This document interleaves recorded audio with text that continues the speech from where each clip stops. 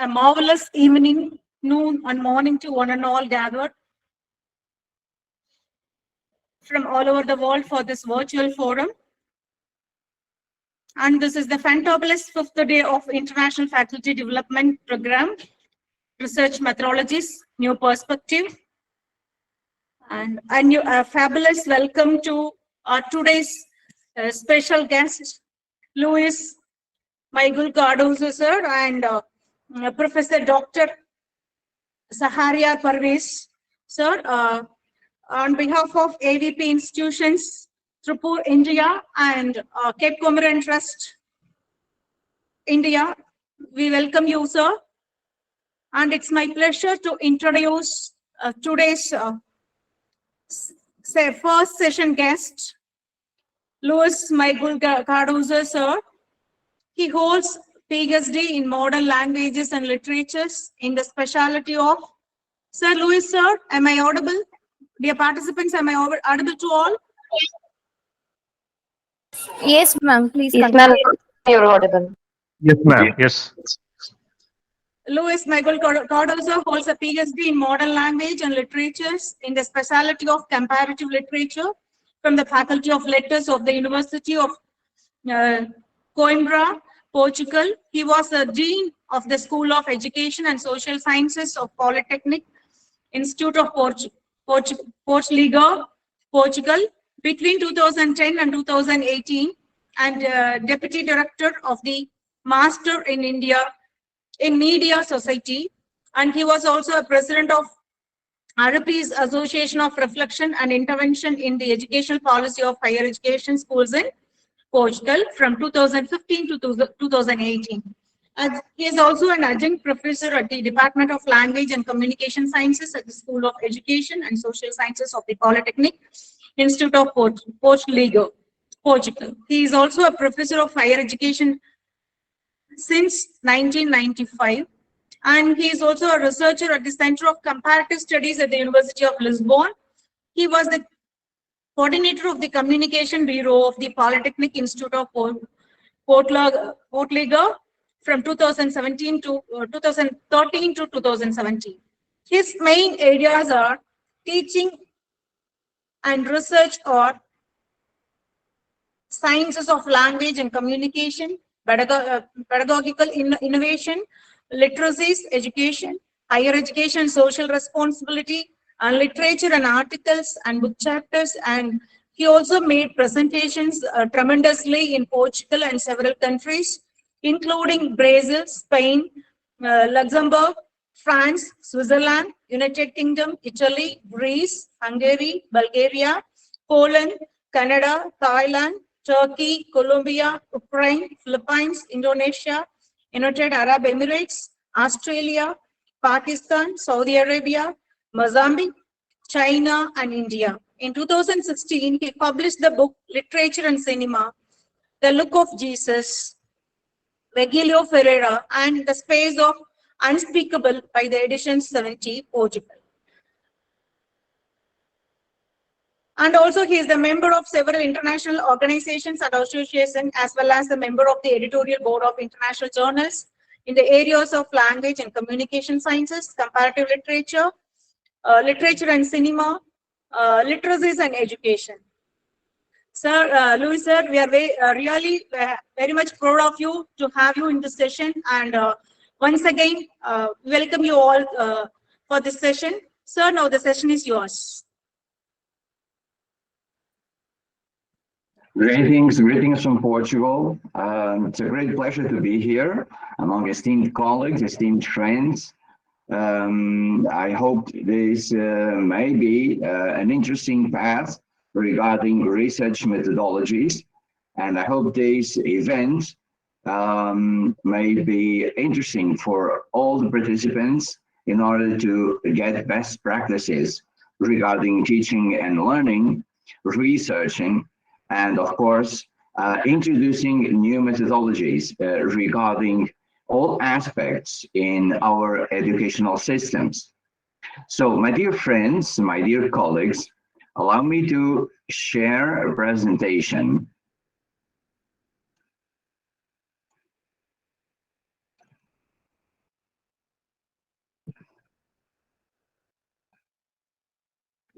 So, first of all, of course, I would like to thank the kind invitation that was made by the organizing committee of this event.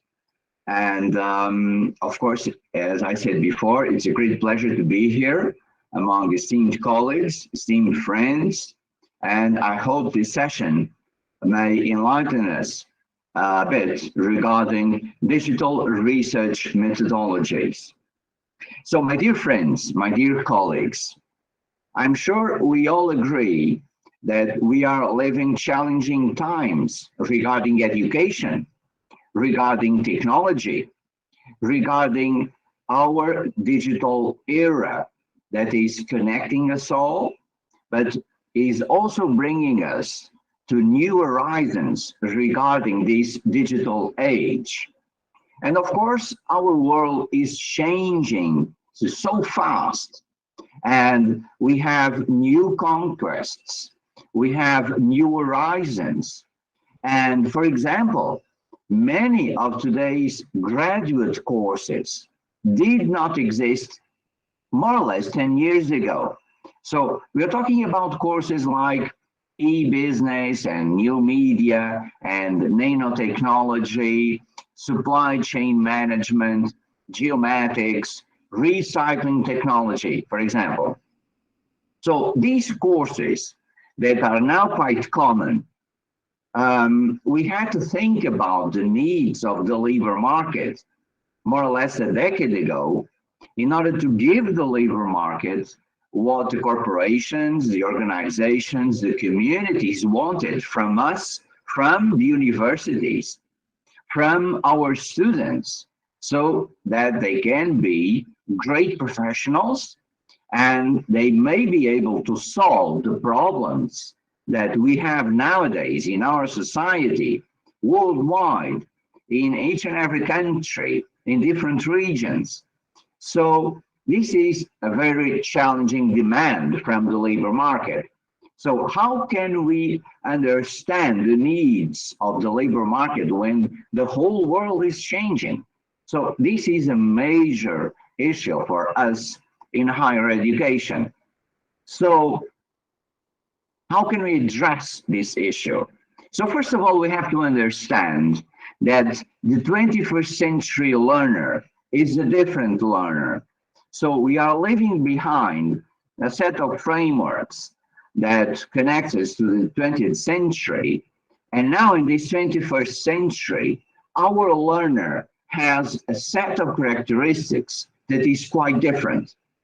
For example, our 21st century learner connects literacy and numeracy. The 21st century learner is most of all interested in developing digital literacy. And this is one of the most important trends that we have nowadays in this 21st century. Of course, we all know that this 21st century learner also wants to be able to get information, to get instruments, tools regarding lifelong learning, for example, collaboration and leadership, for example, to have critical thinking and problem solving instruments, to have the possibility to develop creativity and innovation, to have social responsibility and cultural, global, and environmental awareness possibilities, to have the possibility to address issues regarding communication, also to understand how communication can be connected with digital literacy. So digital literacy, literacies in this digital era are one of our most important challenges. Of course, when we think about all these challenges, I think we all agree that nowadays our students must develop learning skills, literacy skills, and life skills.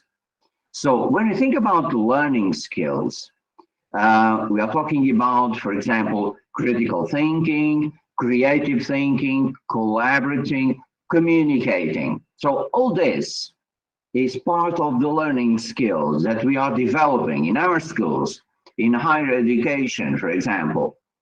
And then we have life skills that are fundamental in our daily life, in our communities, in our cities, in our towns, in our villages, in our countries.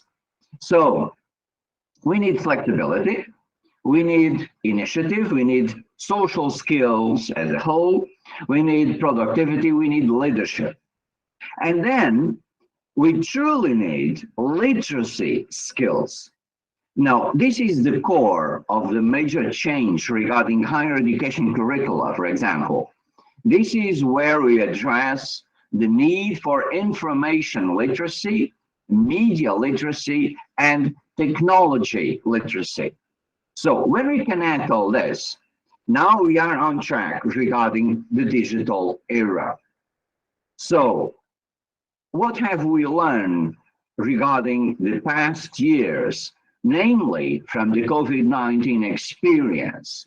Well, we have learned that we have to develop, not just for us teachers, researchers, but also for our students, a set of instruments, tools, and literacies as I've been addressing. So I'm talking about, for example, empathy, emotional intelligence, solidarity, critical thinking, self-regulation, adaptability, and so on. But let me highlight the need to develop digital competencies, digital literacies. This was so important during the COVID-19 crisis because we truly understood that without technology, education could not go ahead. So this means that teaching, learning, and researching are all connected through technology, with technology in this digital era to go ahead, connecting students with teachers and researchers with the same goal: education, knowledge, values, and principles.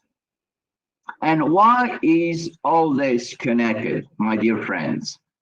Well, let's just revisit one of the most important reports from UNESCO. And in this report, the authors talk about the Qingdao Declaration from UNESCO 2015 that declares that to achieve the goals of inclusive, equitable, and quality education and lifelong learning by 2030, ICT-based teaching and learning needs to be integrated into all sectors of education. So this is one of the most important ideas from this report. However, it also observes that on their own, ICTs will not bring about the required transformation, and that there is a need for well-informed long-term policies and strategies, professional development, and well-researched and innovative methodologies for educational technology to play a central role in building inclusive and sustainable knowledge societies. So, my dear friends, we truly need to incorporate ICT in our best practices. We truly need to incorporate ICT in this technological era, in this digital era, because our teams, our students are teens on screens, students on screens. They are very keen on technology.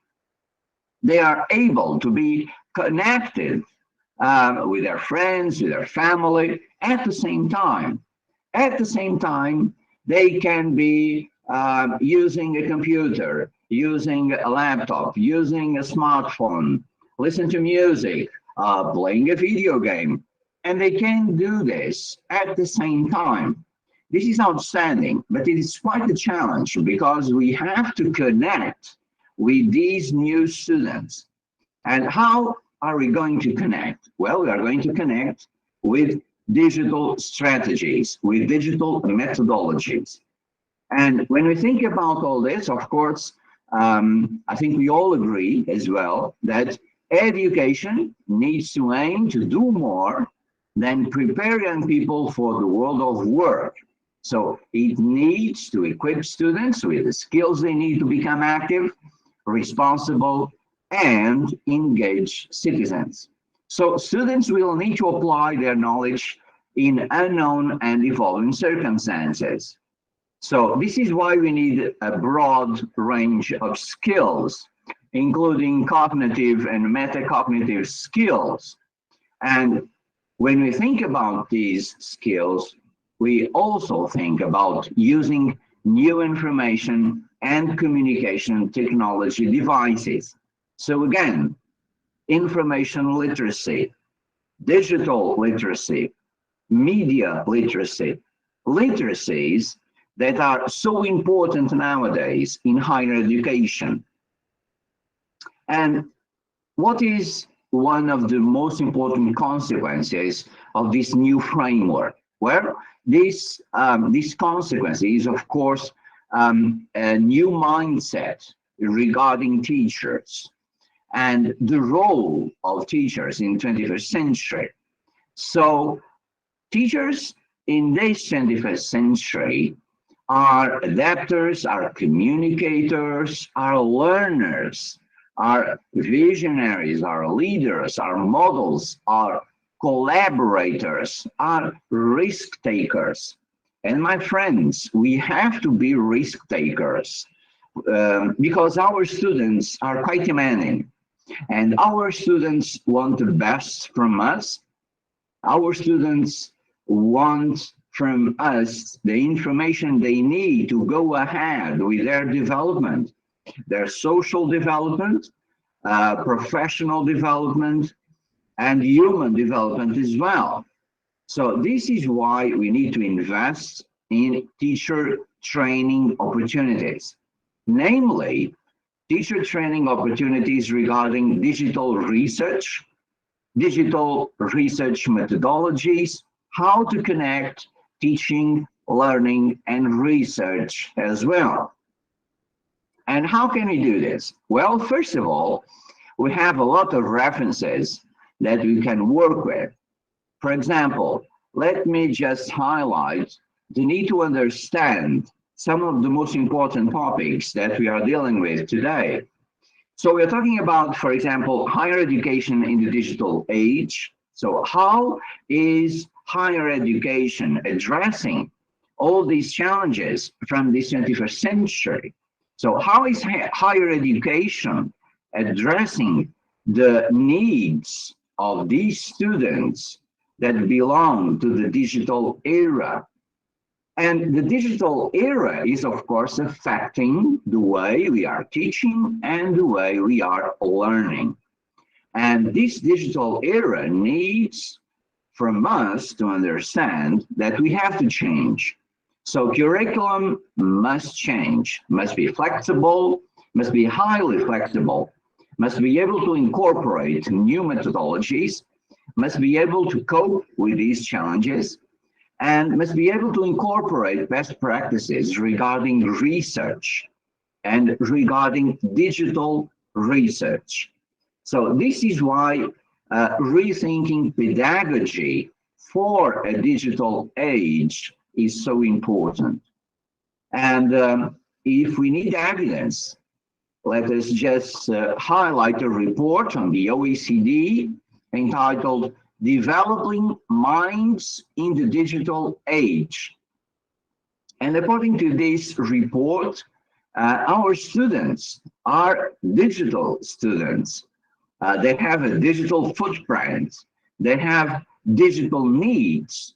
They aim to be highly successful professionals regarding this digital era. So this is why we have to incorporate research methods, design, and analysis in higher education, has a standard, has a new mindset in our schools as well, of course, because we as teachers are also researchers.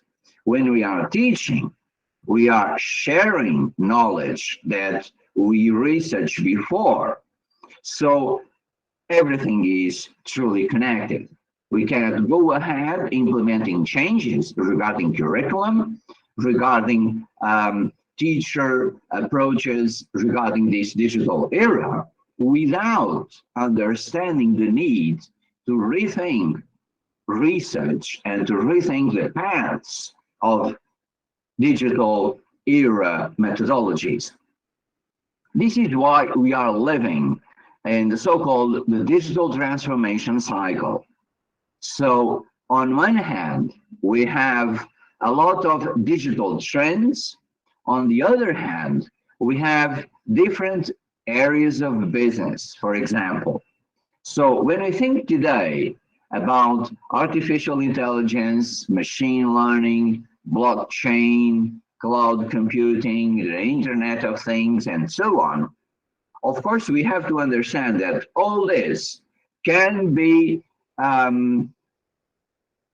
translated, mutated, creating a metamorphosis in different areas of business, including education, of course.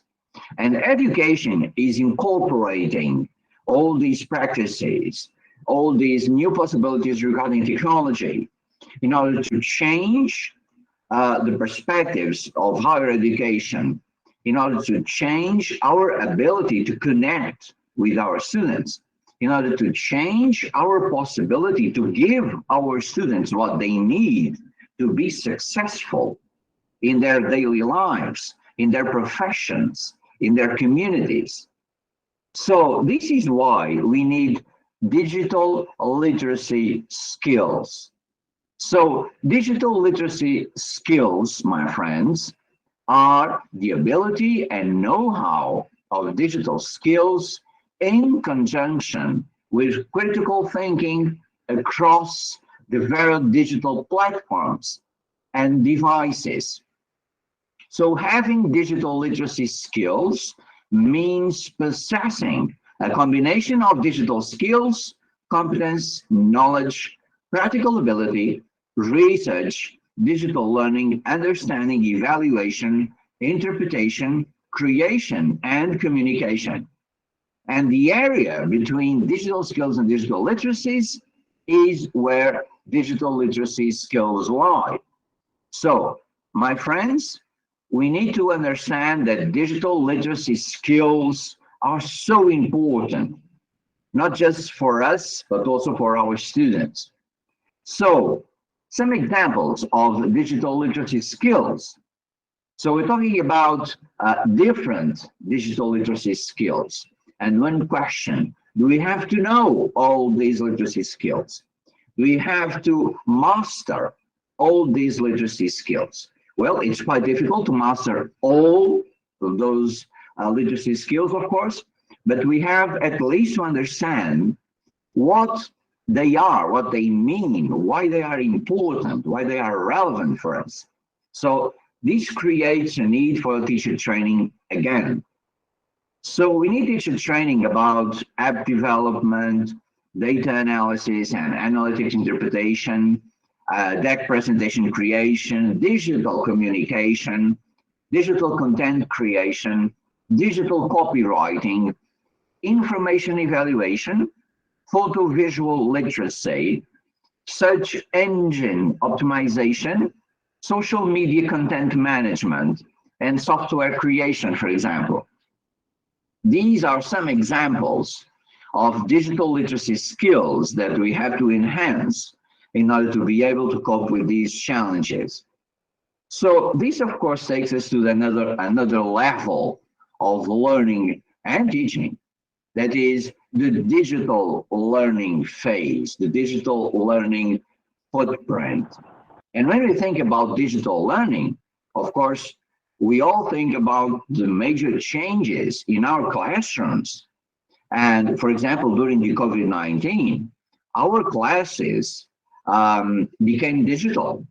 Our classes became online classes. So this was a huge transformation. This was a huge challenge for us all. And we have to adapt. We have to be flexible. And we have to change. So we have to change our practices. And we have to change, for example, the way we used to develop research methodologies, for example. This is why teaching, learning, and research are connected. These are three areas that are truly connected. We cannot separate, we cannot put apart teaching, learning, and research. Because without research, we cannot give our students up-to-date knowledge. Without research, we cannot create opportunities, learning opportunities for our students regarding what's happening in this extraordinary 21st century. So again, what should we do regarding research? So of course, we all have our practices, we all have our mindsets, we all have our examples of how to engage with research opportunities and possibilities. For example, let us just think that we choose a research topic, for example, and then we narrow it down and we find a niche or an opportunity to create research. And then we identify a research problem.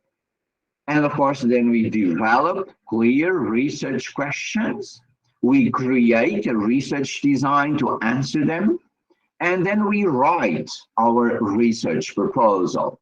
So this is a path that we all use in our daily research activities.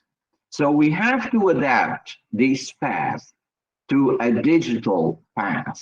We have to adapt all this with research tools that are now becoming more and more digital.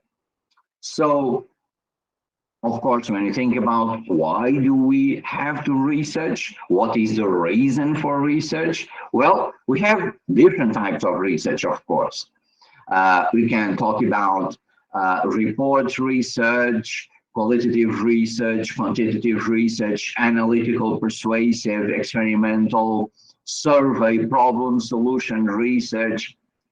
Why do we have so many types of research? Because we have a lot of challenges, not just in our classrooms, but of course in our communities, in our daily lives, and different challenges demand different types of research.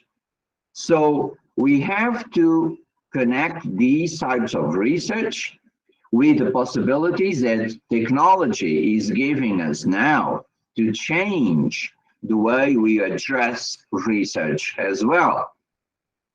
And why? Because when you think about research, research is not a goal, an aim that is the last aim regarding teaching and learning opportunities. No, not at all.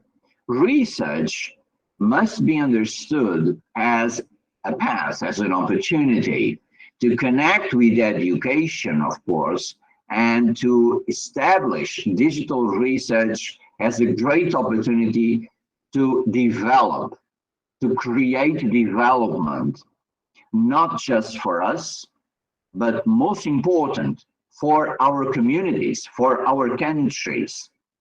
And for example, my dear friends, India has made a huge effort regarding space investments and space research.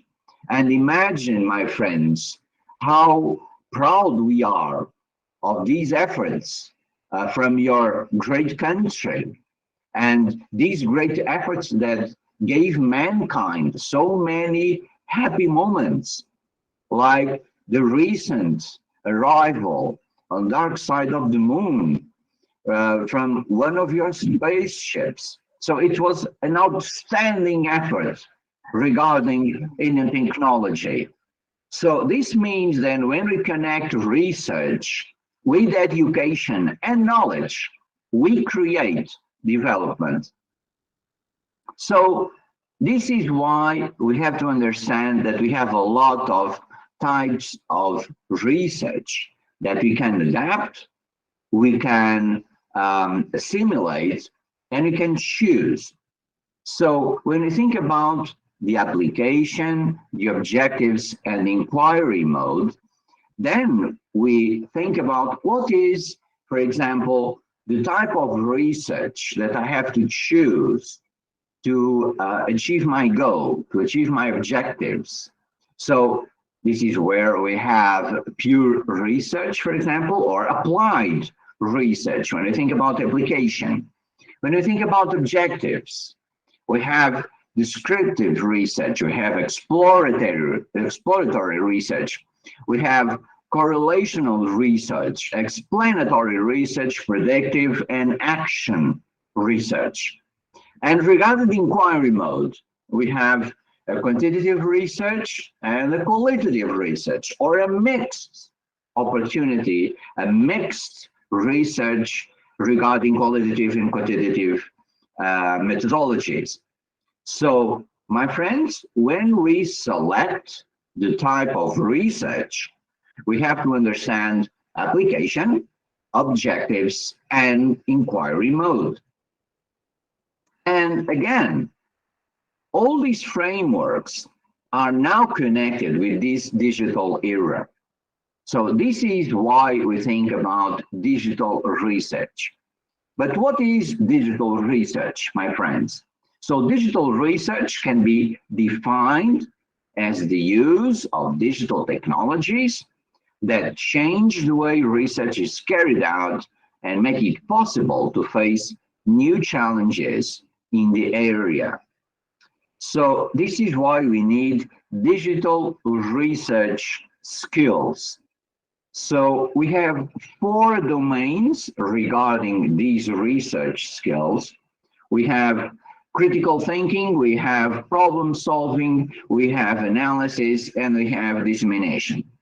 Regarding critical thinking, for example, this is a domain that includes imagination and creativity, logic and reasoning, conceptual thinking, reflection, and feedback.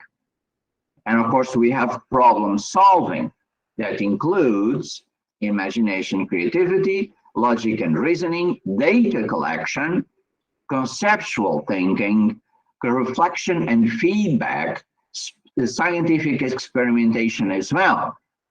Then we have analysis, including data collection, data analysis, reflection and feedback, and scientific experimentation.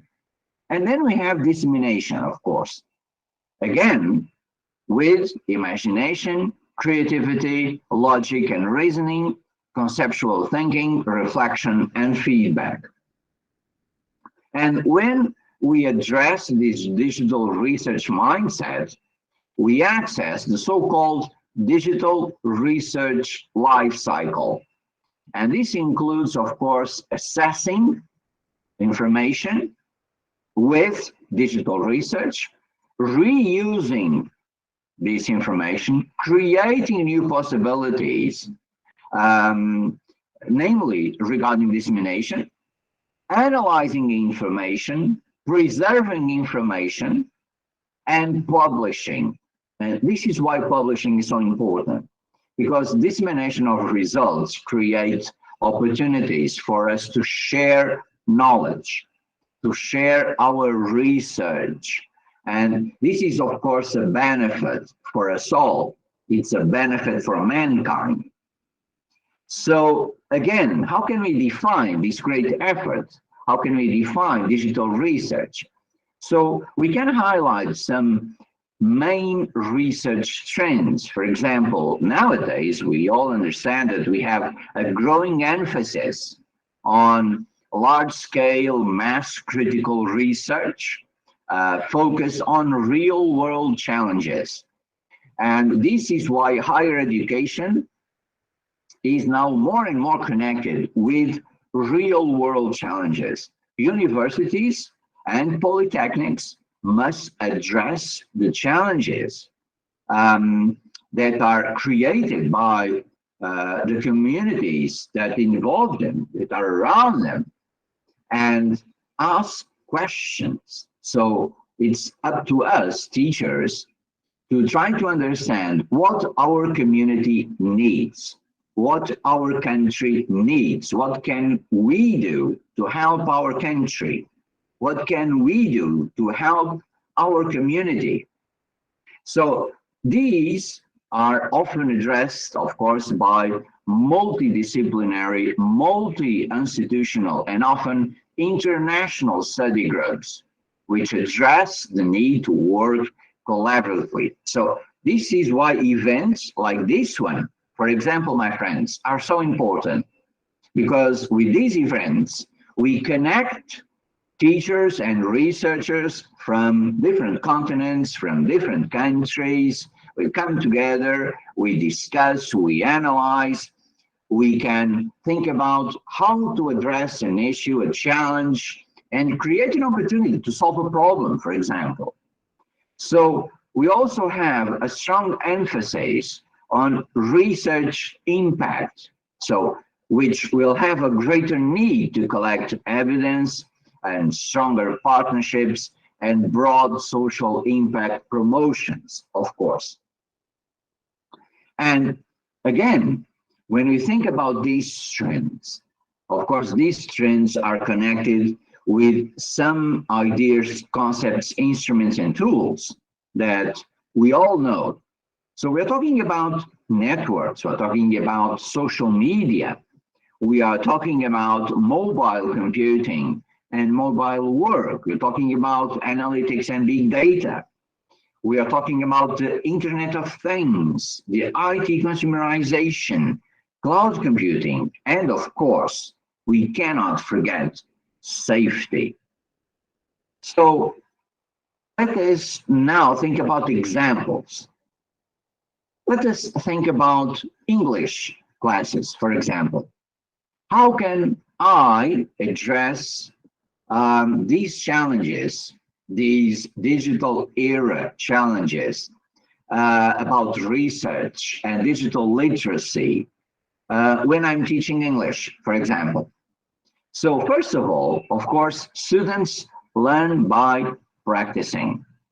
So computers and the internet are natural contexts to practice language skills for real life tasks. So learners can practice English when finding information, for example, on a website, researching and going rate for apartments in their area, for example, writing a resume, using online learning programs, and so on.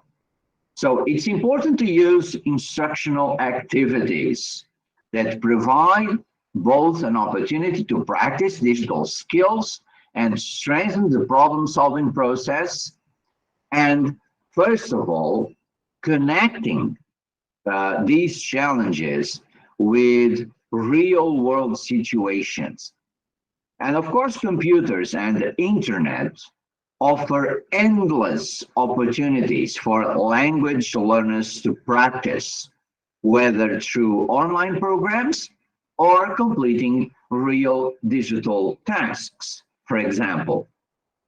So, my dear friends, let us think about the importance of these digital research trends, these top digital trends, why you have to address these digital trends, how we can incorporate these digital trends in our practices.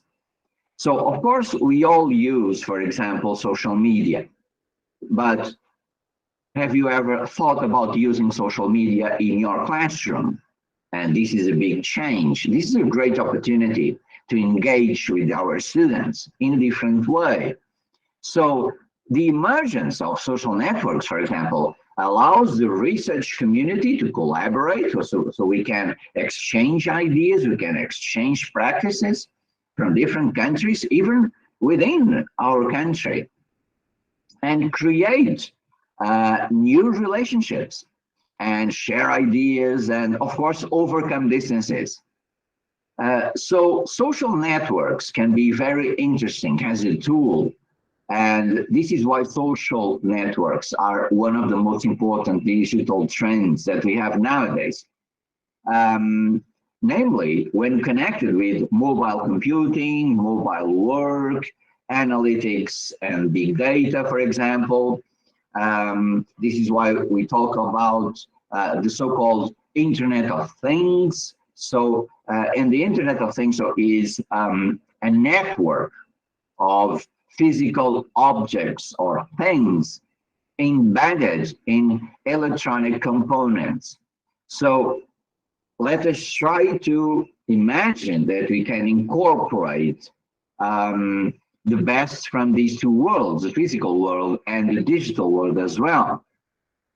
This leads us to IT consumerization. Of course, we all have this common challenge, that is the need to have computers, to have internet connection, and this was quite demanding for us all during the COVID-19. And nowadays, with online learning, with hybrid models, with conferences becoming more and more online, we all need more possibilities to connect. So we need hardware, we need software, we need online connectivity.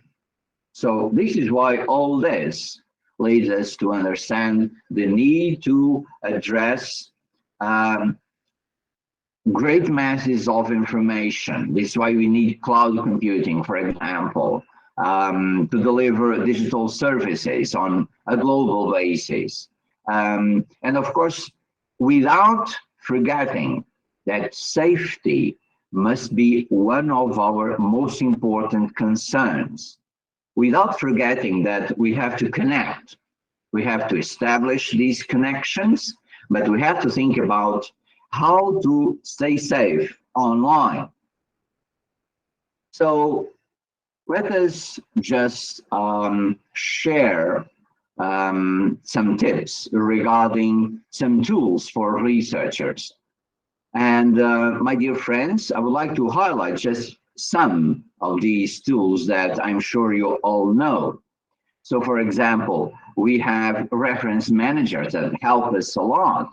We have research assistants.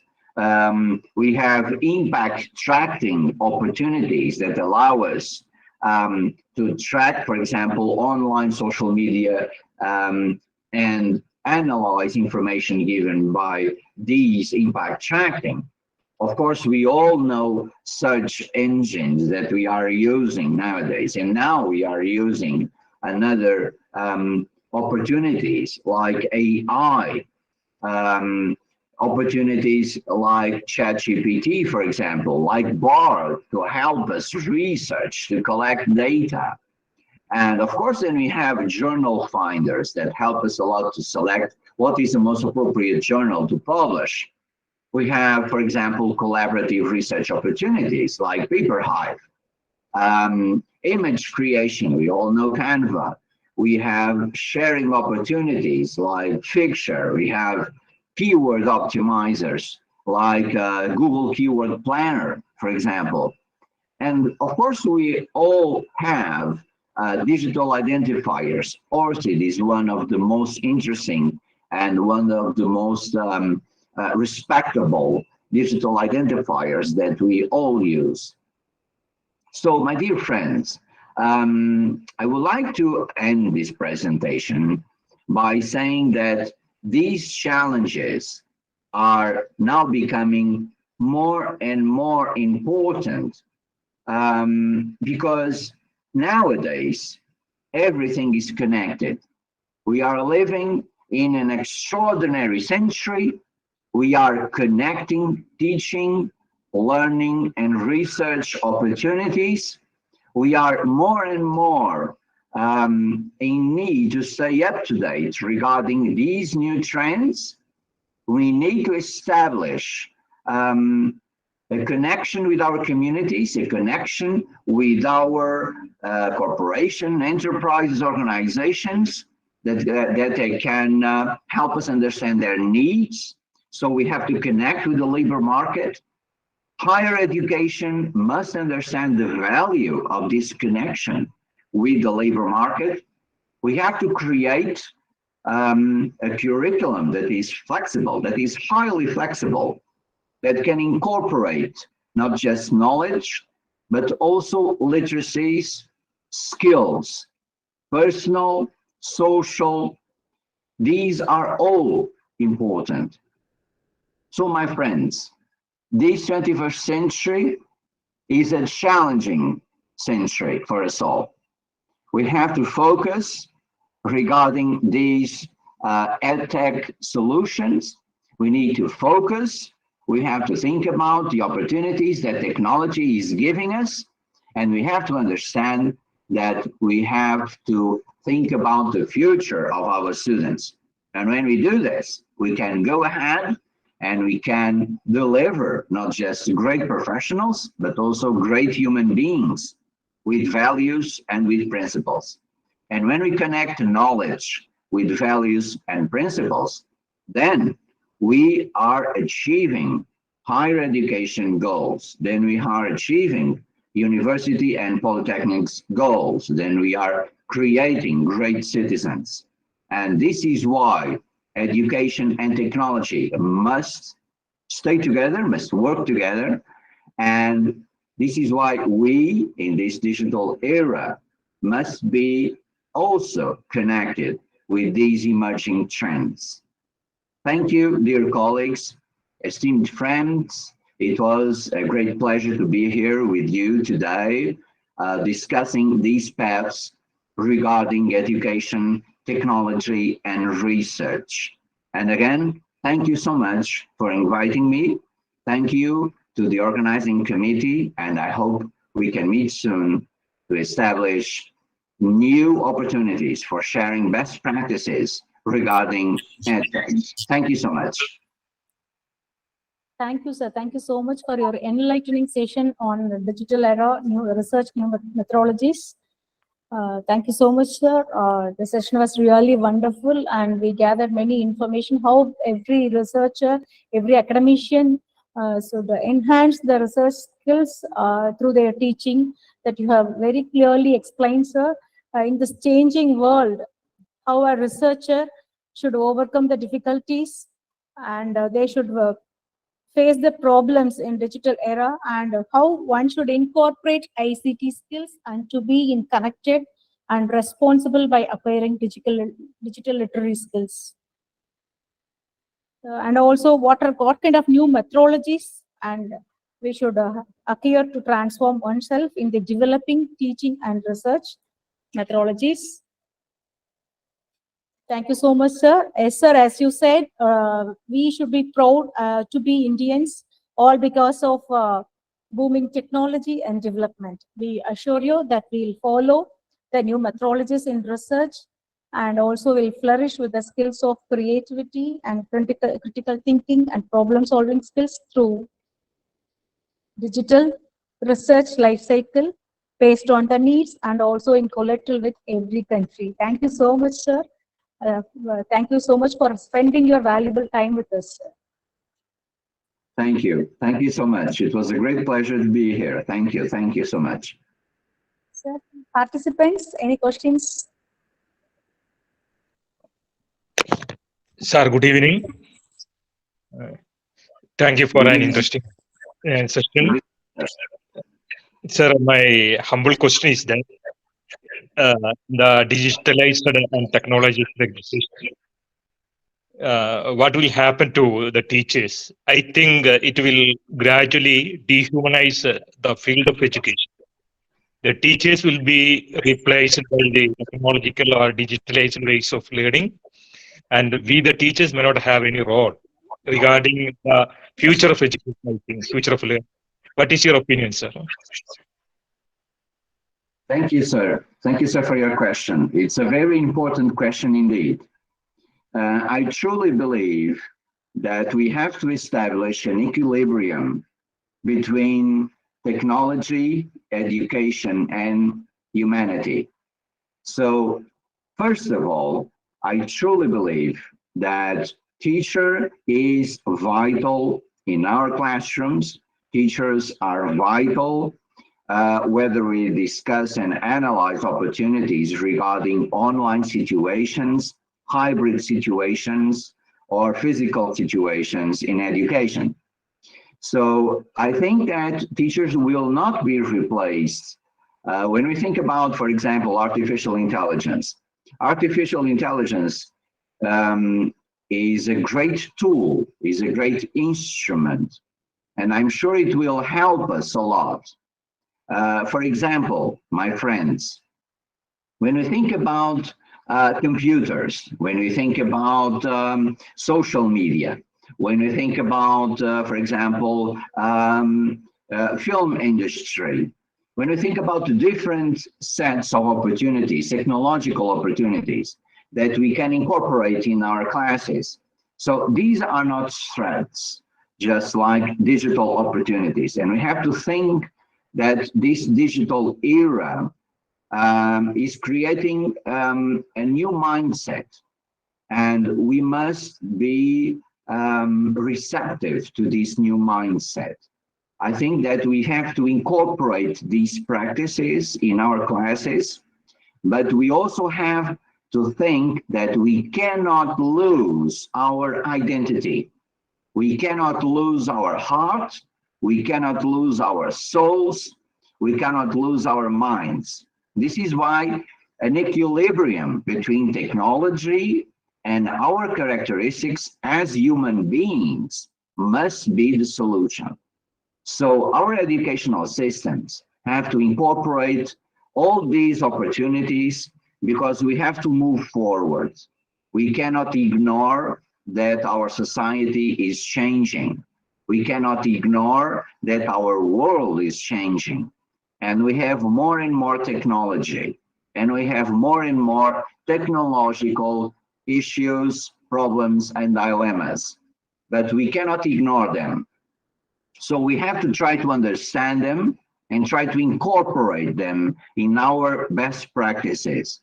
And this, sir, I think it's the solution we have to establish a path that is a win-win situation. On one hand, we have education, we have knowledge, we have skills, we have human values. On the other hand, we have technology, we have the digital opportunities, we have the AI opportunities, for example. And when we connect all this in a balanced way, we can move forward without forgetting that education is, of course, most of all, centered, student-centered, teacher-centered, and teachers are vital for this role. So teachers will not be replaced, but teachers will need to adapt. Teachers will need to be more and more flexible. Teachers will need to understand how technology can help, how these digital tools can help.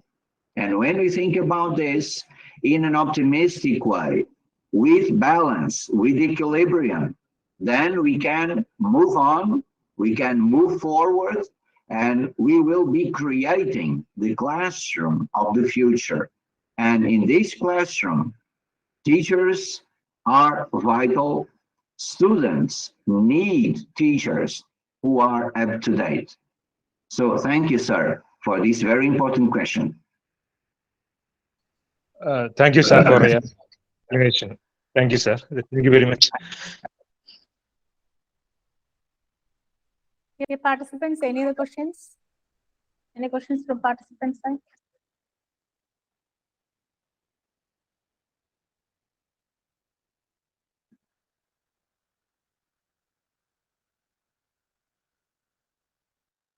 Thank you so much, sir, for your elaborate and crystal clear explanation for the questions, and also your session was so wonderful. Once again, I thank you, sir. Thank you. Thank you again. It was a great pleasure to be here.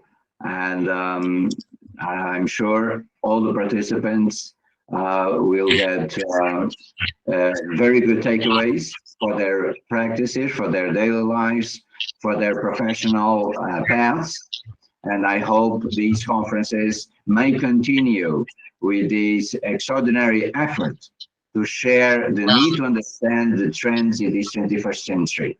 So thank you so much for inviting me. It was a great pleasure to be here. Thank you so much. Sure, sir. Definitely, sir. Your words are true, sir. We'll be doing it, sir. Thank you so much, sir, once again.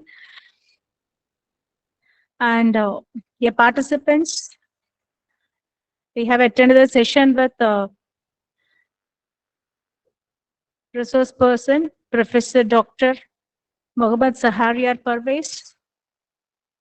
He is going to enlighten the session on this topic research for the freshers. Saharia, sir. Ma'am, Sailaja, ma'am, whether sir has joined in this Hello, forum? Sir? am I audible? Yes, sir. Yes, sir. Sir, Okay. you're here in the forum, sir? Yes, I'm hearing. Yes. Thank you, sir. Sir, from the bottom of the heart of India and all over the country participants, we are all here and our wholehearted welcome you, sir. Thank you. Thank you so much. May I? Sir, now we'll have a small intro about Saharia, sir, before sir's address. I invite Supriya to give the intro about our resource person. Dr. H.C. Mohammed Shaharia Parvez is a professor of development economics at GIU, USA. He is a founder and CEO of IPLH and an advisor in ACHM BEA. He is a country director in EMR BIEU and a senior research consultant in government-funded projects. And also he was an ex-chair of IQAC CU, World Bank and UGC Bangladesh. So now the session is yours, sir.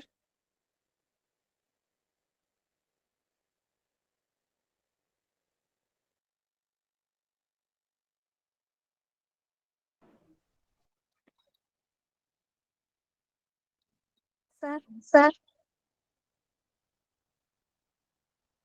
Saharia, sir.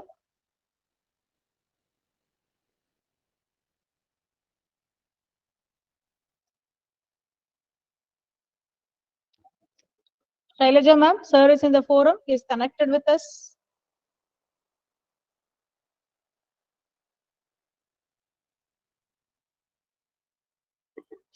Hello. Sir, yes, sir. Yes, sir. Yes, I'm audible now. Yes, sir. You're audible, Okay. sir. Okay. Fine. So Very I'm much just talking yes. sir. Yes. So I'm sharing my slides now. Yes, sir.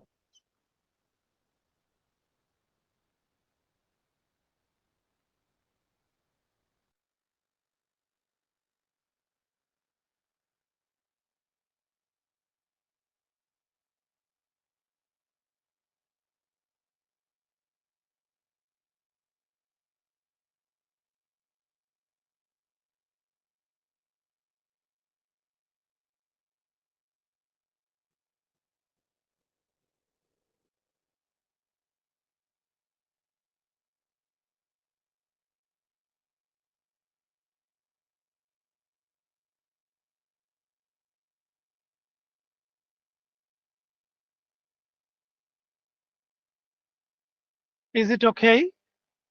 Yes, sir. Yes, sir. Okay. Fine.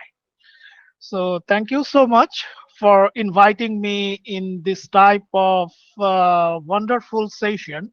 And I give my gratitude to this organization who actually invented these kinds of resourceful seminar or faculty development program. And I also give my thanks to Professor Dr. Lewis. Actually, he was the man of creator. Actually, he did a great job and did a very beautiful presentation on digital research.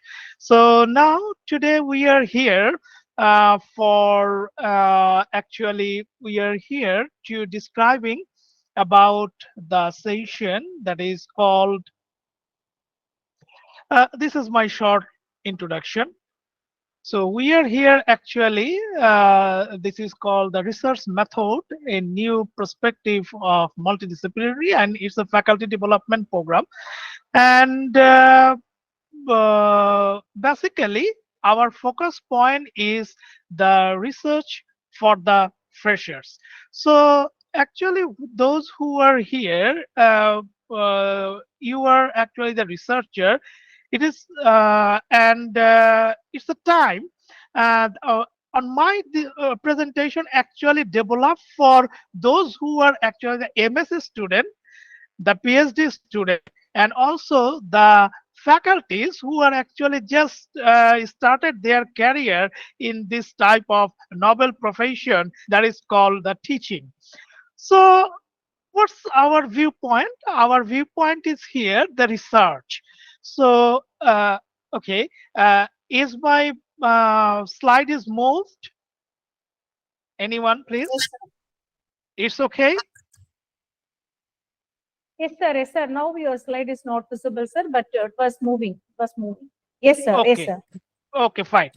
So what is research? Actually, we are actually here to understanding the point of research. And the point is here, research is some sort of thing that is some of the time we think it's a critical thing. Yes, actually, because research is not so easy. Sometimes research is so much critical to understand. Research is the process of finding the solution. Actually, it is a solution to finding from the problem, and after that solution analyzing the situational factor. So factor is here, so problem is here. Now you are the researcher, you just research it and finding the solution. That is called a simple definition of research.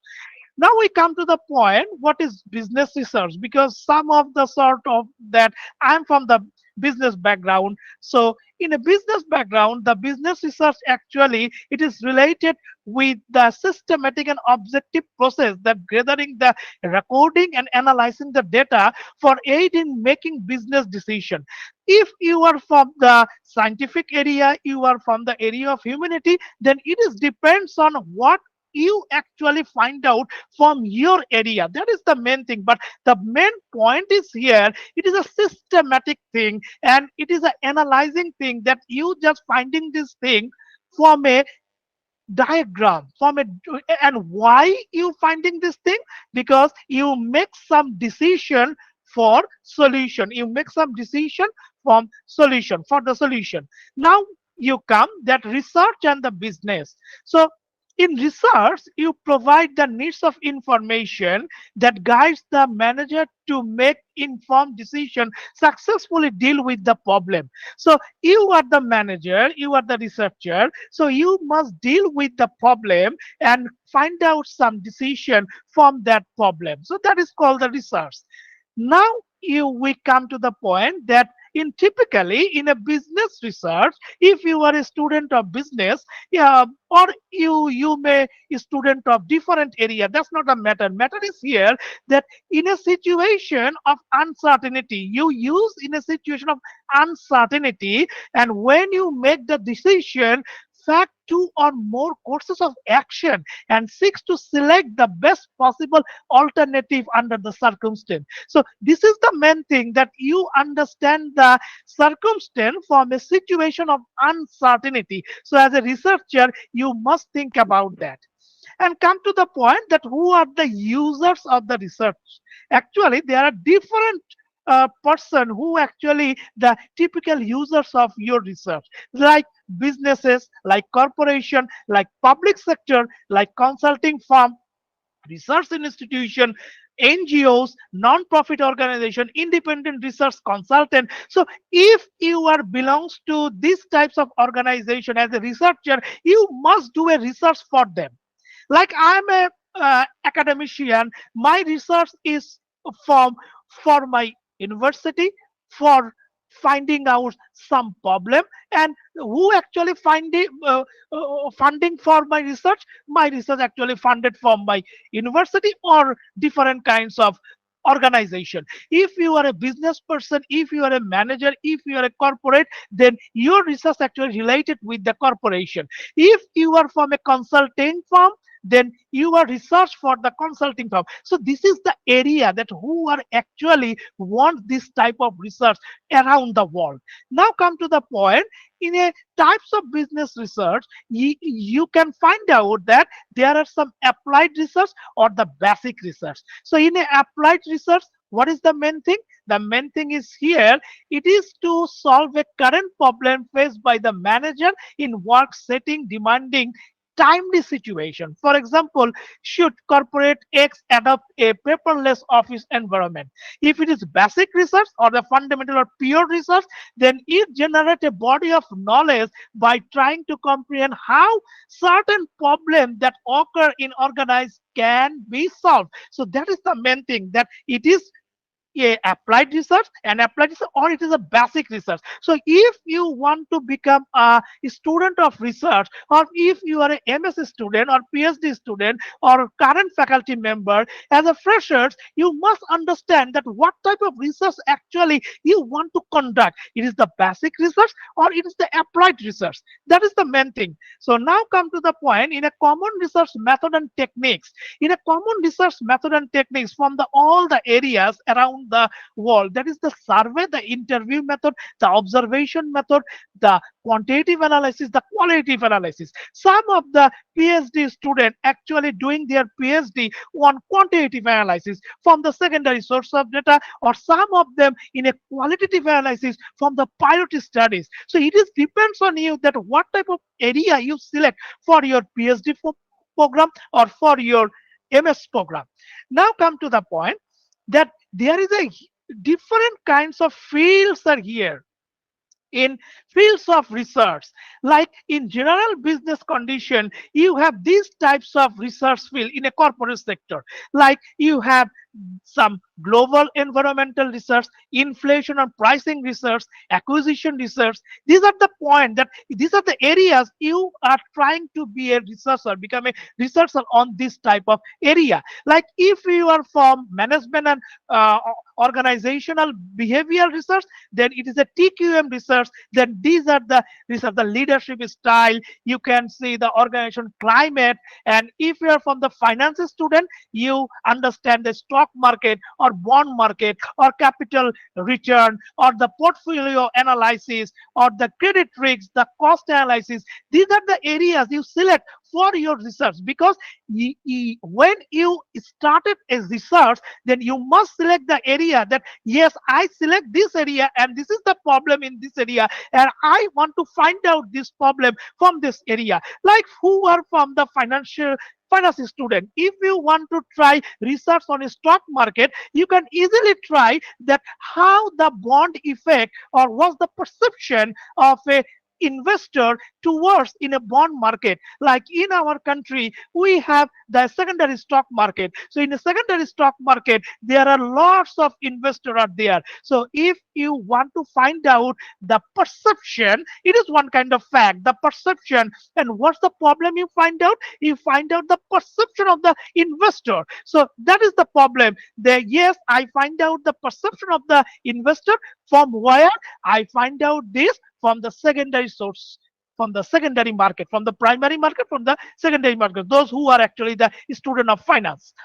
Now, in a marketing area, if you are a student of marketing, you can select your area from potential, market share, then sales analysis, advertising research, customer behavioral research, customer satisfaction research. So these are all related in your research area. In information system research, these are your area. Like you want to find out the knowledge information, you want to find out the computer information, technical support, satisfaction, data mining. So these are the related with, and also you related the customer relation, the philanthropic thing of a customer in the corporate body. Like in a corporate social responsibility research, in a it is related with some legal constraint, like some discrimination of the worker. Also you can, if you are from the social science background, you are working on the gender issues, you are working on the anthropologists. These are related, that what the types of your research from different types of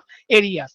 Now come to the point. Selected some example of real life situation in which research method are used, like as a firm, like you are a researcher from a corporate body. A firm wants to make a new product, but first wants to ascertain if there is a potential customer demand. So what's the main point is here? The main point is here, the potential customer demand. So your problem, you already find out here that my problem is here. I want to find some potential customer demand from where? From the market. So that is the area. So in this way you can start your research, because when you want to start a research, at first your mind should be set up that yes, this is my area and I want to focus this area, and this is my problem, I want to specify my problem, and then I started my research. We will continue more about this. Like the value of the research is a very important thing. Like as a freshers, you must understand the value of the research. Why you conducting the research? Because it is very much important. Reduction of uncertainty and improvement in the quality of decision making with several consequent advantages, strategic, operational, and benefits for the organization. Because if you are from the organization body, you must understand that where is the advantage or strategic operational benefit for my organization. Otherwise, why you conducting the research? At first, you understand the value of the research. If your research will not give any benefit to the society, to the corporate, then it's not possible to doing a research in different kinds of areas. Like in a business research method, you can apply the 4 stages, like identification of the problem. It is a main thing that you at first you must identify the problem, and then you assessment of your problem. That what's my problem? How can I assess this? So without assessing your problem, it is not a good researcher point that how can you do your research on that area. Then you select and implementation the course of action. There are lots of different small tasks, and you just join all these tasks and make a big picture. Then you are actually doing this thing, selection and implementation, the course of action, and also evaluating the course of action. In a business research, you can evaluate the course of action by implemented in order to determine whether activities have been properly implemented and have accomplished what they intend to do. That is the main thing. Now also in the evaluation of research, you have some formal objective measurement. That how can you measure, evaluate the extent of the activity in a project, in a program has achieved its goal, and also factor influence of your performance. So it is very much important, because you need the factor influence that what's my benefits, what's my goal. So that is the main thing in a business research. Like come to this point, why should research be undertaken? Like, is sufficient time is available?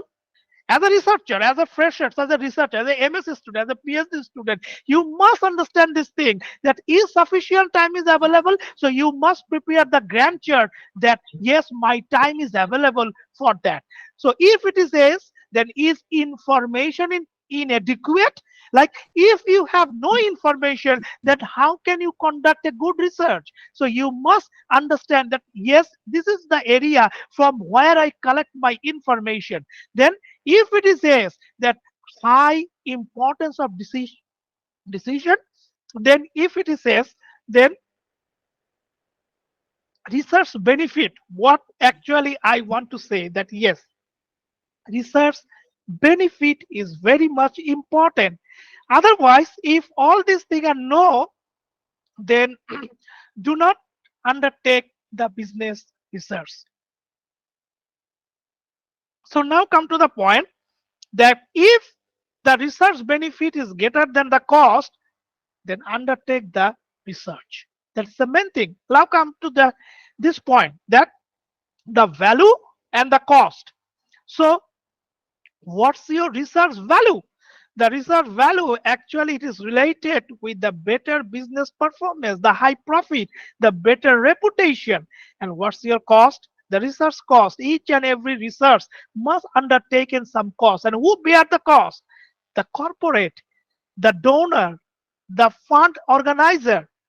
So why they funded you on your research? Because they want some value from your research. If your research will not give any certain sort of value, then it's not possible to undertake that type of research. Now come to the point. In a research, you are building a blocks of research like the data, the information, and overall the knowledge. So if your research will not give you a knowledge, then how can it survive? Like at first, you must understand that what's my data, where I collect my data, what's the information, and what in a data, the information, and what's the actual knowledge my research actually give me. Then that is the main thing for your research. Now come to the point, the demand on data and information. As a freshers, you must understand this thing because your research demand on data and information. Otherwise, you cannot create any kinds of knowledge.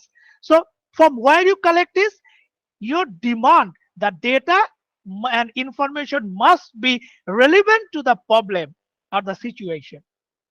It should be accurate. It should be accessibility. You have availability and integrate ability to border the global information. So that is the main thing. Now we come to the point that data and information source for researcher. So it is the internal record. These are the source. Then the business intelligence system, and also you have online database, you have internet. So these are the source very much important for you for your business research. And now we come sorry, the science and the scientific method of your research. Like you are not from from the business student, you are from different area student. Like you are from the science background student, you are from the social science background student. So in a science has been defined the methodological and systematic approach to acquisition of new knowledge. That is the main thing. From where you collect the research, the knowledge, and scientific method which actually related with concerning the tools, the technique, the procedure of your basic applied research. Otherwise, it's not possible for you being a good quality of researcher. Like in the essence of scientific method, it is the characteristics of scientific method, the objectivity, the scientific analysis, the logical interpretation of your result. You are from different kinds of areas student or the PhD student or the lecturer or the new area of researcher. But you must understand that in the scientific character, you have the objectivity, you have the systematic analysis, and you have the logical interpretation. Like in a basic research, in a applied research. In a scientific method, you have some general laws, and the element of the scientific method, the empirical approach, you have the observation, the question, the hypothesis analysis, also the conclusion. These are your scientific method research. Now we come to the details on it. In a scientific investigation in research, you have the observation, identification of your problem area. It is a very important part.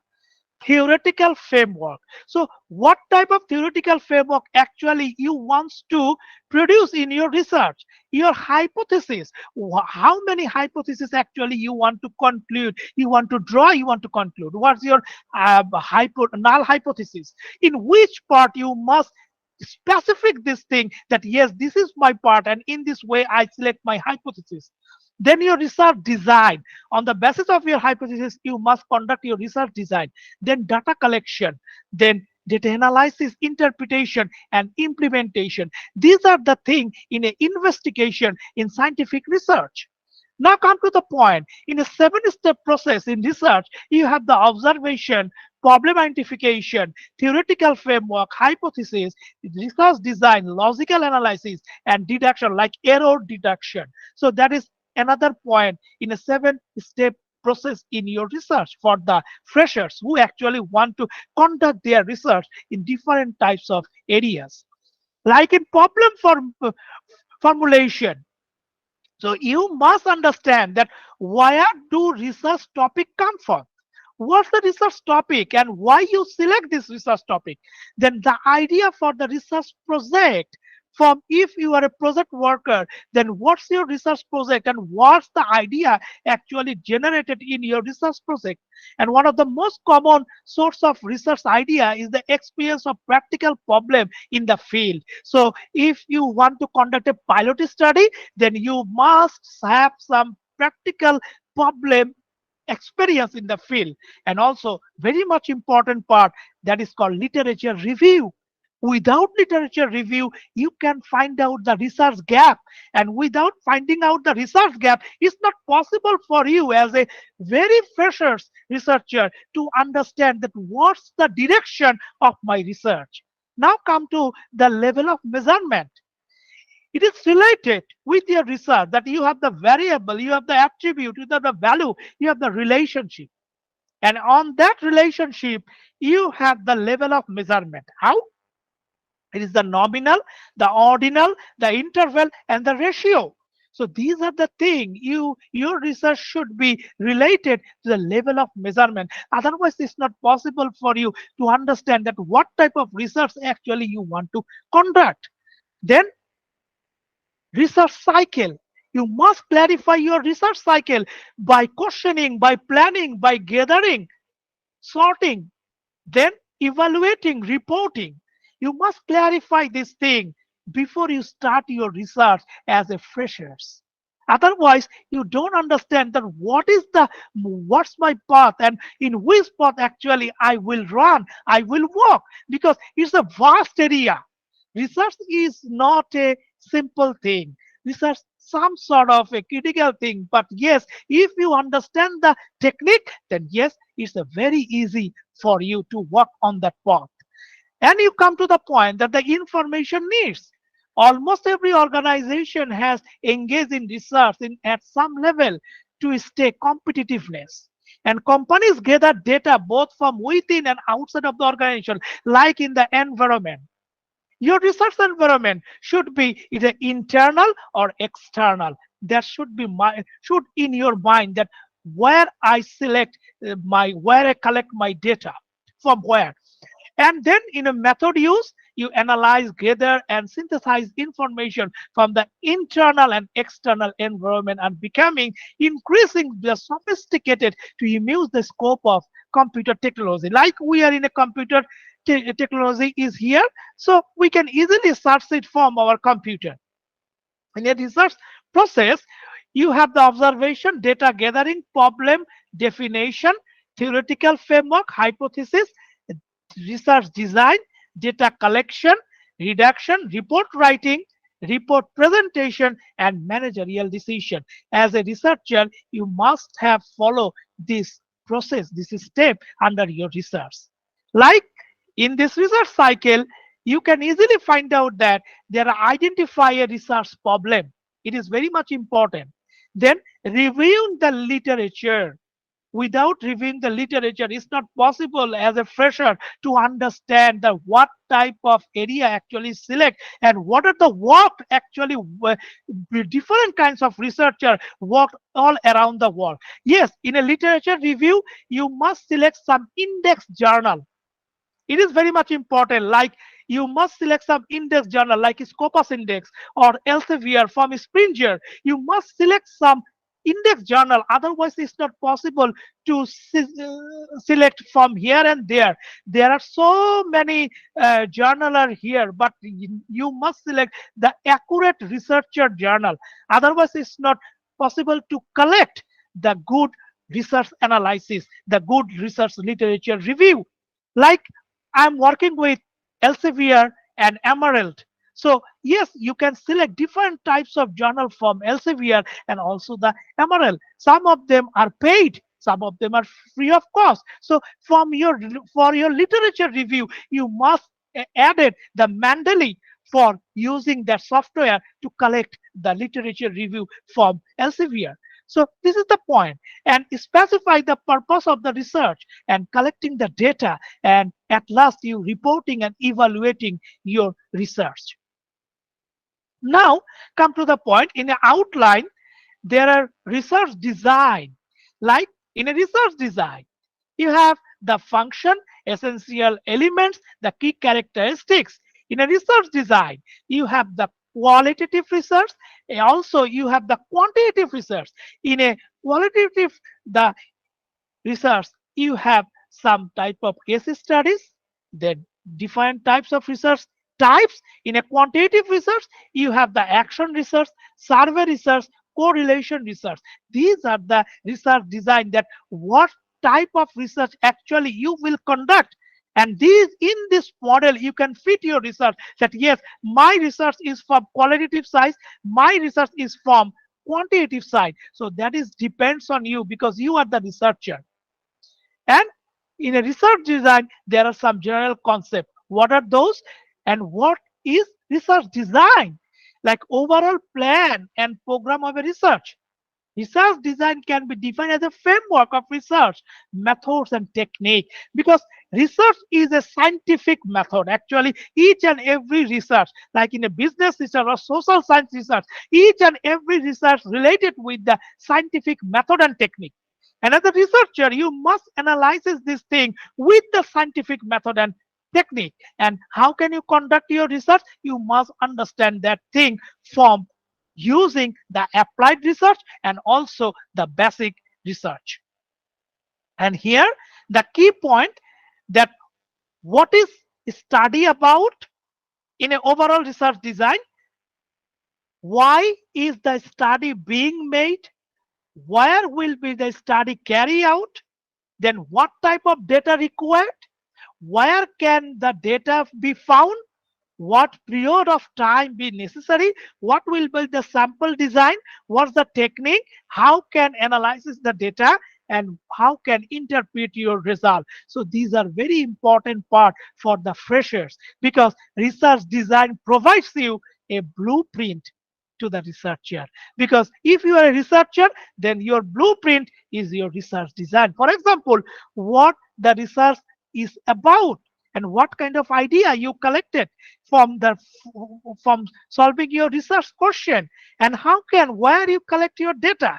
And also in a research design, you have understand the researcher can concentrate fully on your study. The research design help the researcher to resolve many shortcomings before the study start, because you are the freshers. My lecture is for the freshers. So those who are actually the freshers, the MSc student, the PhD student, the faculties who are actually just started their career, you must understand this thing thoroughly, because without understanding the research design, it's not possible for you to resolve many shortcomings before your start of your research. Then we come to the essential elements of the research design, that it is the accurate purpose statement, technique to be implemented, then the method applied, types of research method, timeline. These are the things you must understand before you develop your research design for your program. And how can we create a research?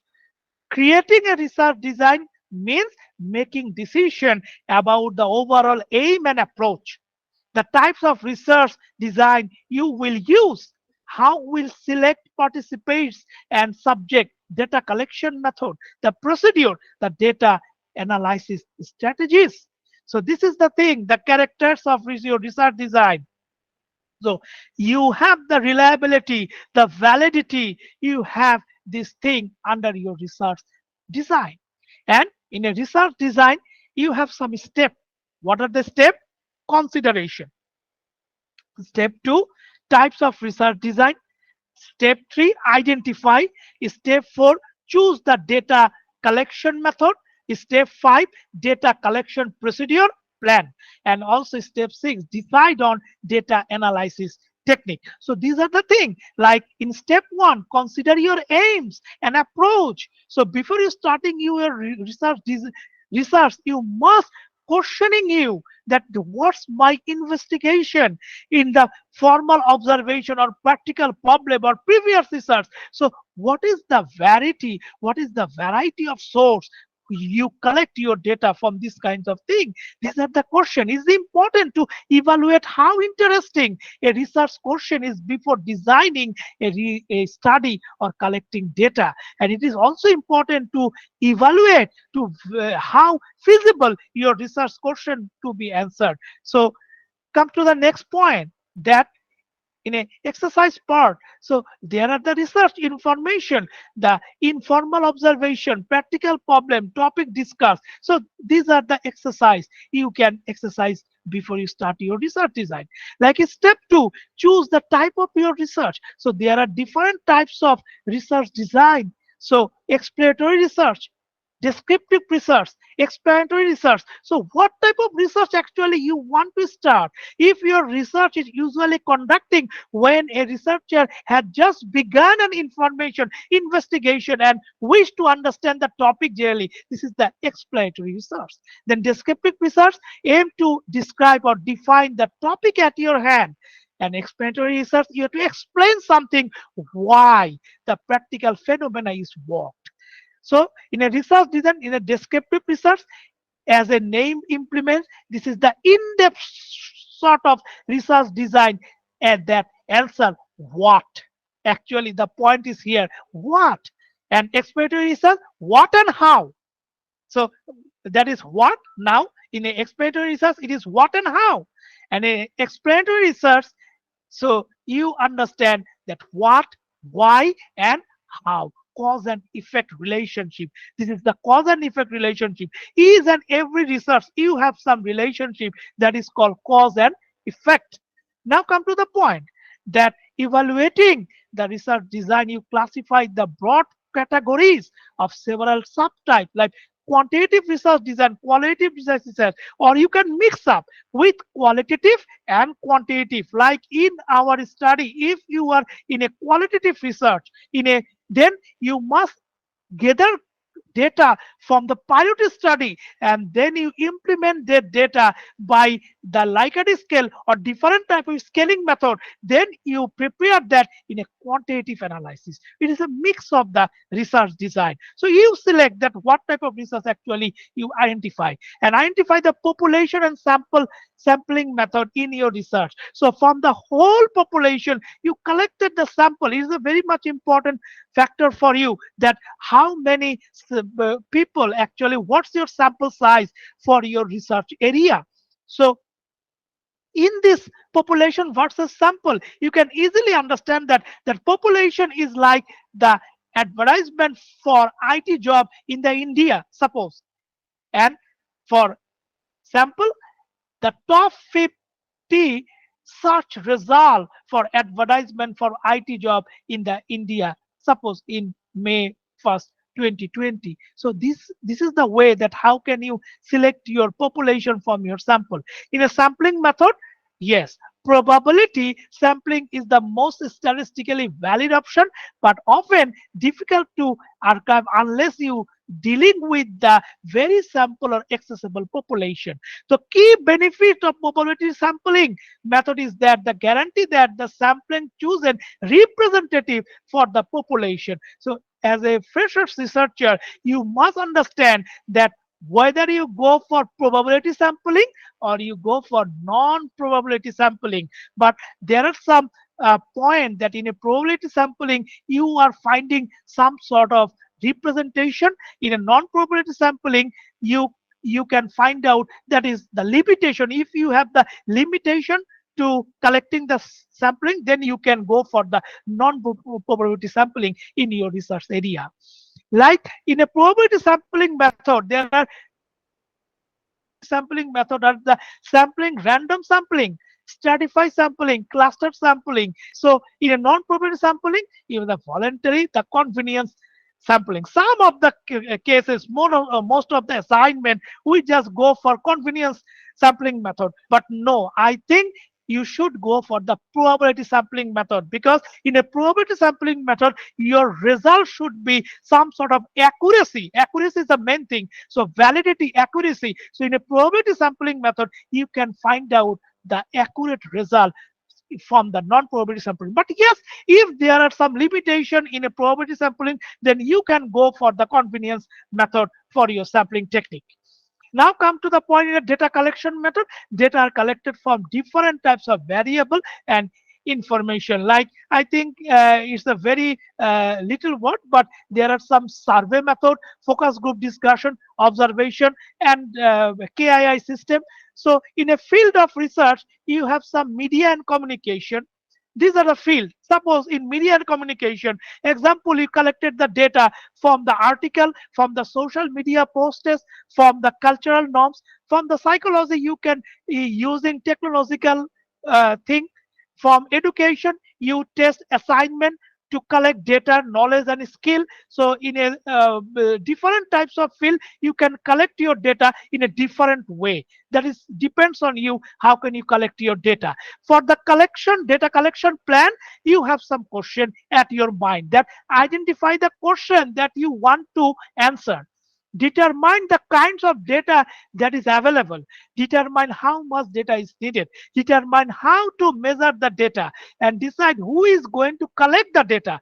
Determine where the data will be collected, and decide whether to measure a sample or the whole population. It depends on you. If the population is small, then you can go for the whole population. Determine what format and the data will be displayed. So this is the data collection plan. Suppose you can use these types of worksheet for data collection method. Now come to the point that in a data collection plan, you planning some systematic procedure is especially important for quantitative research, where we can use that define the variable, that what's my variable and what's the reliability and validity of your data. It is very much important, the reliability and validity, because without understanding the reliability and validity of your data, then it's not a meaning to conducting that research. So at first you must do your measure that my data is reliable, and also it's some validity, valid data for measuring the correlation or some cause and effect relation in your research. So now come to the point in a quantitative data analysis, the variability and the hypothesis analysis. So that is the important fact, that in a analysis you have something that the descriptive, and you have the predictive, the prescriptive. So what is happening? What's the value? What's the complexity? The main thing, we just describe that thing, the value and the cost. So what's my value from my research, and what's the complexity? That is very much important. As a researcher, you must understand that what is happening, why it is happening, what is likely to happen, and what do I need to do. So these are very important before you start your research, because it is related with descriptive, diagnostic, then predictive and prescriptive. So these are very much important for analyzing this research. Now in a research design, you must know the purpose of the study, and in your purpose of the study, you have the exploratory research, descriptive research, hypothesis testing, and case studies. So you must understand that yes, this is my purpose of study, and in this way I go for the exploratory study or descriptive study or hypothesis testing or case study. And on the basis of that, you have some measuring scale, and in the measurement you have the rating scale, because in a qualitative data you must use the measure scale, then you must quantify it, like several responses categories, and you like at a scale you can examine and how is strongly subject to agree or disagree with the statement with the 5-point like a scale. Now it is the 7 points. Some sort of time I also use the 9-point Likert scale in my research. And now you can the ranking the scale. So it is very much important. You must ranking your scale, and then you understanding the what's the situation actually comes from your research. In a data collection, you can collect a variety of data from the source of primary or secondary data, and also collected the data from the interview, the questioning, the observation, the motivational technique. You can apply this thing on your research. And in a sampling thing, a sample is a subset of the population. Sampling is the process of selecting the sufficient number of elements from the population, studying in sampling rather than total population, and survey the useful and powerful finding for your sampling method. Now, in data analysis and interpretation, you must analyze the hypothesis testing or describing the data, or you organize the data analysis. Like in the descriptive statistics or inferential statistics, you can use this kinds of thing on your research. Like in descriptive statistics, you can use the descriptive statistics which actually provide the sample summaries about the sample of the and the measure, like mean, mode, median, this kind of thing you can apply. Or you can go for the t-test or ANOVA testing, or you can go for the correlation method. And for these kinds of method nowadays, it is very much easy, because we have the software, we have the SPSS, we have the Strata, we have the PLC. So different types of software are here. So I'm not go for that one now, because software is a totally technical part, and you know how to use that software, then you can easily find out the result from using that software. Then come to the another important part for the freshers, that is the research report. Like research proposal, research report, and research presentation. As a freshers, you must understand that what's your research report. Actually, it is one of the important part. Like you do many things in your research, you are showing your result, everything, but you can't interpret it in a accurate way, then it's not possible to understand that what you want to show your research by your research report. So in a research report, you must using this kind of thing, like you must apply the abstract, introduction, literature review, methodology, result, discussion, and conclusion. These are the important factors you must use in your research report. I'm just describing one thing, like I know the time is some sort of time, the time is limited. So one of the important part is that is called literature review. Many of the freshers, I saw many of the freshers, many of my students, my MS students, never know how to review the literature. So this is very much crucial thing in a research, that you must review the literature in an accurate way, that conducted to ensure the researcher is familiar with all of what is known about a particular field. So without review the literature, you cannot find out the research gap, and without find out the research gap, your research actually not showing the good result or good concept. Like the form of literature review, requiring regarding literature from variety of sources. You can read the literature from variety of sources, and forming some of the taxonomy or structure you must use on your review. Identify where is the taxonomy, the various contribution from the literature fall, and critically reviewing the literature. It is very much important for you to critically review the literature on depending on the approach, from analyzing the strength and weakness, and also simplify the pasting code from different paper. Like for example, it is the example of a literature review, a survey for the 3D interaction techniques, a computer graphic forum. So in this abstract, where you collected from your literature. Another point is here, the referencing style. As a researcher, you must understanding the referencing style in your literature, and also in your reference or in your bibliography. There are different types of referencing style is here, like APA style, like OSCOLA, and also like Harvard style. You can use anyone, but when you select Suppose you select the Oscola style. Some of the those who are actually from the law student, they are actually use the Oscola style. Those who are from the business student, they are actually using the APA style.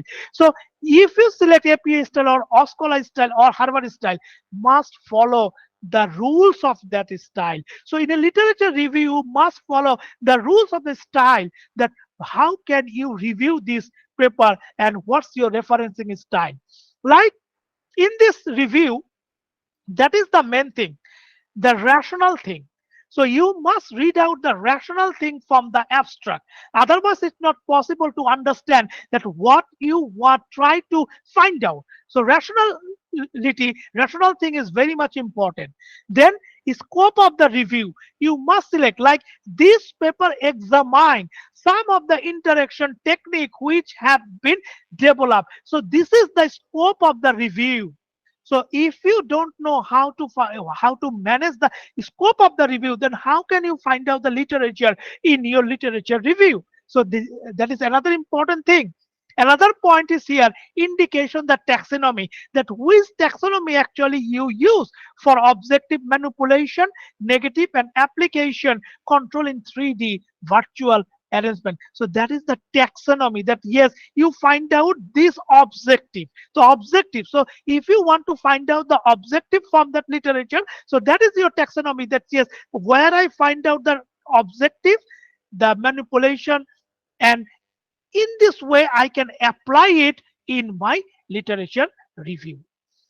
So in a positive research method, include descriptive research, then experimental research. And also in the research idea, you have the professional experience, you have the literature, you have the professional meeting and discussing. This is the research idea, from where you collect your research idea. And also in creating for developing a good research question, this is related with the feasibility, your novelty, your ethical, your relevancy, and your interest on your research. So now come to the point, the good research question should be feasible, should be ethical, should be relevant, should be novel. So it is related with your research question. And a research question must be identify the variable of under the study, the population being studied, and testability of your question. So the variable in research, you must understand who are actually a variable. So it is related with different types of variable, like variable X, Y, Z. You can select different types of variable in your research, like independent variable, dependent variable. It relates that how can you measure it, that Y is equal to X plus BX. So you can apply it in your research like dependent variable, and then you can apply the hypothesis on your research statement related the relationship between two or more valuable. So that is the cause and effect relationship on your research. And also you can characterize of your hypothesis, like how can you characterize, you can test your hypothesis like t-test or different kind of test.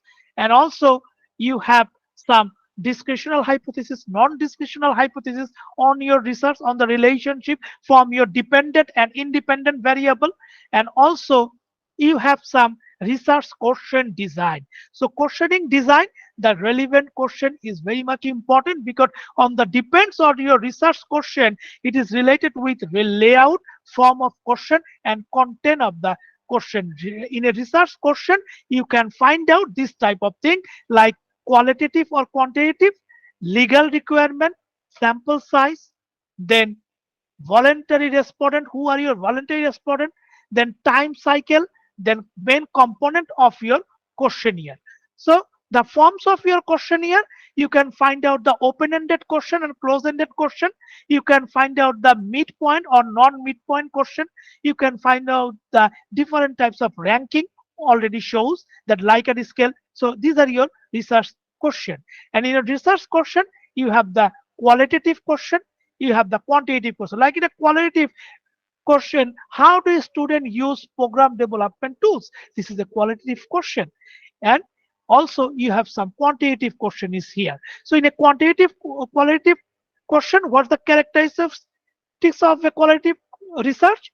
Take place in the nature setting, then use different kinds of method, then research view social phenomena, then researcher use complex reasoning that multiphase, then researcher adopt and use more strategies or inquiries. So now we come to the point that research proposal design. So you have the title page, you have the abstract, you have the body, you have the introduction, you have the method, sampling, measuring, design, procedure, result, conclusion, referencing, table and figure, and appendix. So these are the technique as a freshers you must understand before you conducting your research. Now, if you have some question like how can you solve business problem, these are called research question. Why do you know how to write research proposal? Why do you understand the research process? Why do you know, do have you identified the problem statement?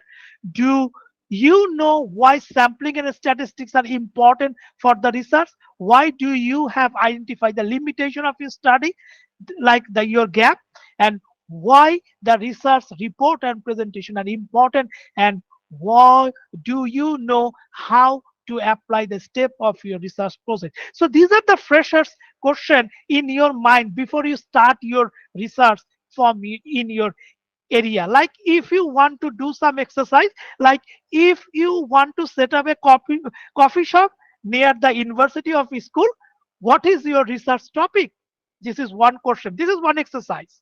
You can, as a freshers, you can use this exercise in a very simple way. Identify the problem statement. From this problem, identify the objective. What's your hypothesis? What's the research methodology you can apply? The example of questionnaire, and you can understand. You can just go for the research on your area.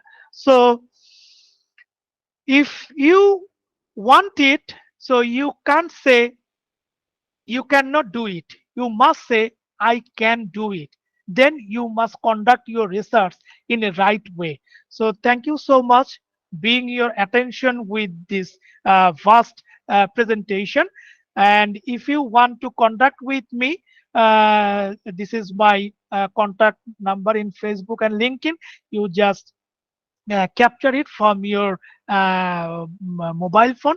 You can get me easily. So thank you so much being with me. Thank you. Thank you, sir. Thank you so much for your wonderful and enriching informative session, sir. Dear participants, any questions?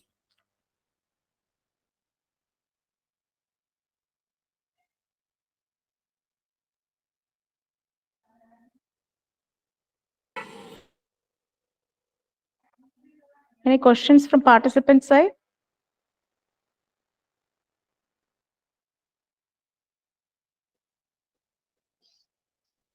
Sir, good evening. Thank you for your informative session. I have a simple doubt to be clear. Sir, would you explain the synthesization and evaluation stage of the research? Can you please again ask me the question? There is some net problem is here. Please. Okay. What are the synthesization and evaluation stages of research work? And one more point I have to be clear, sir. What is meant by informal observation? Informal observation and synthesization and evaluation stages of the research work. Thank you, sir, for your very informative session. Okay.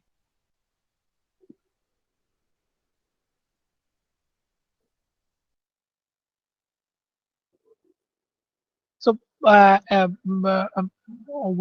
what's your question? Actually, I don't get your question. It is okay to you?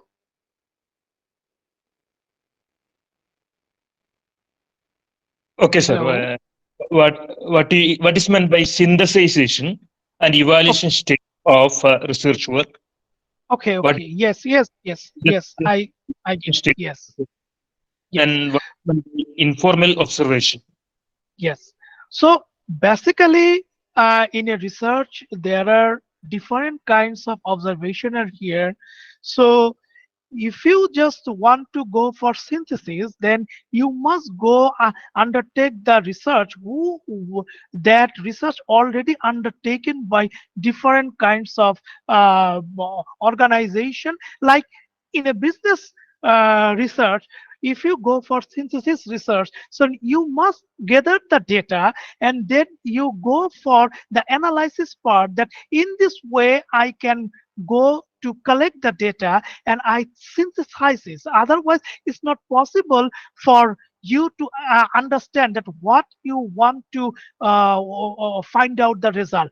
There are different kinds of observation here, like in a probability, like when you collect the non-probable sampling or sampling technique, you can easily collect the sample from the population, and on the basis of the population on your sampling, then you must collect the data from your sample size. So on the basis of that thing, if the data already selected from the organization, from the literature which already done on this that research, then you synthesize on the your research on that topic. Otherwise, it's not possible for you to go for the accurate part. Another point is here, in a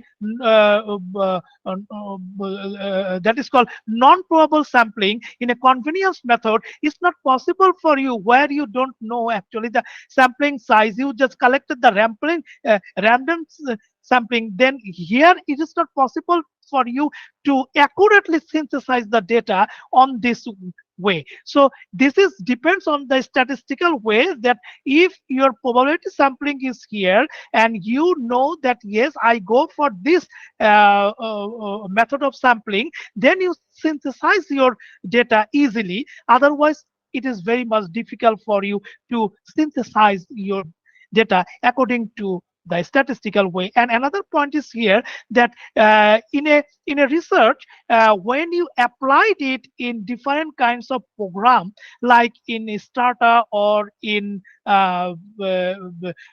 different kinds of latest technology, so you can easily there are the option, you can go for the synthesize, you easily there are some result you can find out from there. So that is the main thing. You can actually collect the data and you can analyze the data according to the statistical method, according to your sampling technique. So thank you. Thank you, sir. descriptive explanation. Thank you very much, sir. Participants, any other questions?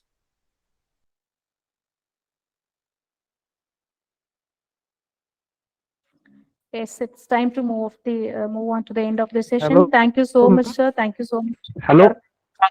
Yes, sir. Ma'am, I am from literature background, and I have one question. Yes, sir. Please ask, sir. Sir is ready to answer. What will be research? What will be research design from literature perspective? Thank you so much. Basically, it's very much important question, and you are from the literature background. So from the literature background, what's your research design? So in a research design, already we say different kinds of research design. So from that design, at first, from the literature background student, you must select that what's your problem, what you want to analyze is, what's your main factor to identify your problem. So at first you find your problem, and then you go for the area that yes, this is my research area, and in this research area I am selecting my research design in this way. Like I am actually describing here from the business background student, those who are from the business background. Like in a literature part, like in a social science part, you must select the research design according to the problem, that what's the area of the problem and how can you solve this problem according to your finding. Like at first you must understand that what's your problem and what's the factor actually related on that problem, and how can you select the data, and from where you can select the data, who will be your respondent, and from how you go to your respondent, what type of analysis you must design. Like if you are from literature, so if it is a qualitative analysis, then what type of qualitative analysis actually you go for. So it is not a point that I am just describing this thing from here, but yes, you can go to like we are in a global village, so everything actually in our hand. So if we just search it from the net, if we just go in the library, so you can easily find out there are a lot of books actually related on the qualitative analysis research and your research design are there. But there is the main thing, that these are the thing you must at first you think these are the thing, then you go for your literature. Otherwise it's not possible. And another point is here, you are from the literature student, so literature review is very much important for you, and also understand the taxonomy of the literature review, from which book, which journal and which paper you select for your literature, for your research. Thank you. Thank you, sir. Thank you, sir. Any other questions from participants' side? I think we'll move on to the end of the session. So thank you so much once again for your wonderful session, sir. Your session was so enriching and which gave high spirit on researcher, not only for the freshers, but also a refreshing one for the every academician to design the research innovatively, purposefully, interestingly, for the good guidance throughout their career, sir. Thank you so much, sir. And once again, Thank I you. thank you all. At Thank the you. outset, Thank you. Thank you, sir. Thank you. So once again, I should thank Saharia sir and Louis Maigul sir for today's making this today's session by showering their knowledge on research topics. Once again, thank you both of you, sir.